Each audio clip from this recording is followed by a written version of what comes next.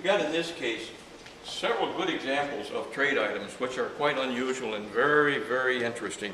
This is a beautiful tomahawk made in Europe, probably made in Holland or in France, oftentimes called a belly ripper. Obviously, it's a vicious tool, a vicious fighting tool.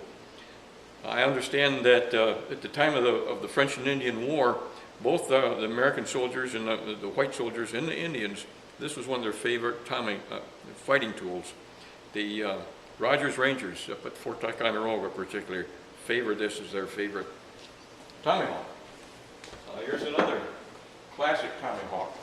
Even though it's badly rusted, it still has quite a sharp edge on it. Excellent example of the construction and how these were made. And it's a beautiful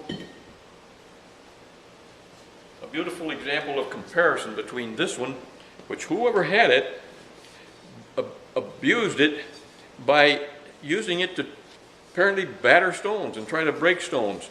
You can see the part of it, the heft to which it's handled. It's all battered, out of shape, on the verge of being broken, and the cutting edge isn't just dulled, it's peened. It's flattened over from battering itself onto stones. Apparently they were using it to break stones. My dad put the handle on it, which is just, it happened to be a wooden spoke out of an old wagon wheel, but it makes a good example of how a handle might be hafted into that tomahawk. Those are both good examples of fighting tools which the Indians wanted, and they were in great demand as trade goods. These are utility tools used for hewing and chopping, making timbers. A typical hewing axe and a typical hewing adze.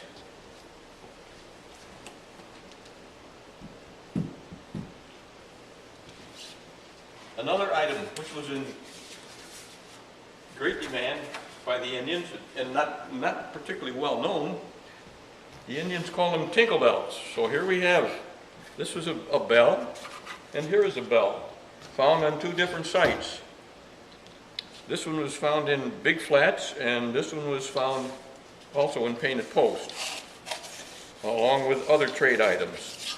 These all came from where a cabin had been and been burned, and the bottom logs were still at the site after the flood. Hold on.